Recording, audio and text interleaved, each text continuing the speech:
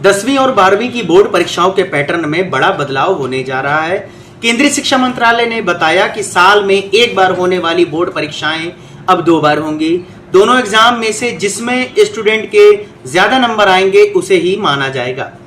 ये फैसला बुधवार को नई राष्ट्रीय शिक्षा नीति को लेकर हुई बैठक में लिया गया। केंद्रीय शिक्षा मंत्री धर्मेंद्र प्रधान के मुताबिक नई राष्ट्रीय शिक्षा नीति 2020 के तहत बोर्ड परीक्षाओं का नया ढांचा तैयार हो गया है। 2024 के शिक्षा सत्र में किताबें भी इसी के हिसाब से तैयार होंगी। इस नए पैटर्न का मकसद है कि बच्चों का फोकस विषयों पर बना रहे। माना जा रहा है कि जल्द ही राज्यों के बोर्ड इस बारे में दिशा निर्देश जारी कर सकते हैं। फिलहाल नई शिक्षा नीति में 2 बार बोर्ड परीक्षाएं कराने की सिफारिश जोड़कर केंद्र को भेज दी गई है। उधर तमिलनाडु और केरल की सरकारों ने पहले ही नई राष्ट्रीय शिक्षा नीति को लागू करने से मना कर दिया है। कर्नाटक भी इसी दिशा में आगे बढ़ रहा है। अब 11वीं और 12वीं के स्टूडेंट्स को 2 भाषाएं भी पढ़नी होंगी। इनमें से एक भारतीय भाषा होनी चाहिए। हालांकि स्टूडेंट्स को सब्जेक्ट सेलेक्ट करने की छूट उन्हीं के पर होगी। उन पर चुनी गई स्ट्रीम के आधार पर कोई प्रतिबंध नहीं होगा। शिक्षा मंत्रालय के मुताबिक एकेडमिक सेशन 2024 के लिए किताबों में भी चेंजेस हो रहे हैं। किताबों में अब भारी भरकम सिलेबस भी नहीं रखा जाएगा। किताबों को कीमतें भी कम की जाएंगी। नया सिलेबस न्यू एजुकेशन पॉलिसी 2020 को ध्यान में रखकर तैयार किया जाएगा। स्कूल बोर्ड कोर्स पूरा होने पर ऑन डिमांड एग्जाम कराने की मांग कर सकेंगे। इन बदलावों के पीछे का उद्देश्य स्टूडेंट्स को महीनों तक बोर्ड परीक्षाओं की तैयारी करने के मुकाबले उनकी समझ और उपलब्धि का आकलन करना है। 2 बार बोर्ड परीक्षाओं को लेकर कुछ तर्क भी दिए गए हैं। इसके मुताबिक इससे बच्चे अपनी तैयारियों का मूल्यांकन खुद कर सकेंगे। उन्हें एक ही सब्जेक्ट या उससे जुड़े तथ्यों को साल भर रखने की जरूरत नहीं पड़ेगी।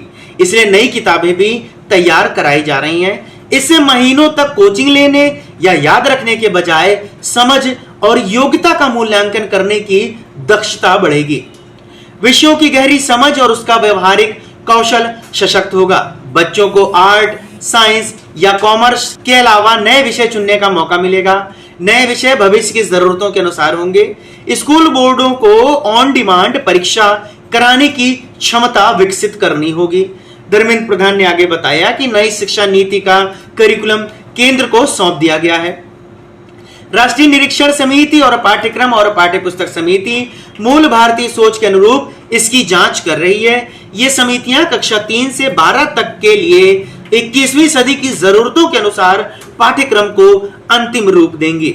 नई शिक्षा नीति को 29 जुलाई 2020 को इसे मंत्रिमंडल से मंजूरी मिली थी। इसमें शिक्षा नीति में समानता, गुणवत्ता जैसे कई मुद्दों पर ध्यान देने के लिए कहा गया था। सरकार ने नई शिक्षा नीति पर केंद्र और राज्य के सहयोग से जीडीपी का 6% हिस्सा खर्च करने का लक्ष्य रखा है। न्यू एजुकेशन पॉलिसी आने से पहले 34 साल पहले यानी 1986 में शिक्षा नीति बनाई गई थी। 2020 के पहले तक उसमें ही बदलाव किए जा रहे थे। केंद्रीय शिक्षा मंत्रालय ने अप्रैल 2023 में नेशनल करिकुलम फ्रेमवर्क यानी एनसीएफ का ड्राफ्ट जारी किया था। इसमें 12वीं की बोर्ड परीक्षा को 2 टर्म में लेने का प्रस्ताव रखा गया। 10वीं 12वीं के नतीजों में पिछली कक्षाओं के अंक जोड़ने की सिफारिश भी की गई थी। इस खबर को लेकर आपकी क्या राय है, हमें कमेंट बॉक्स में जरूर बताएं।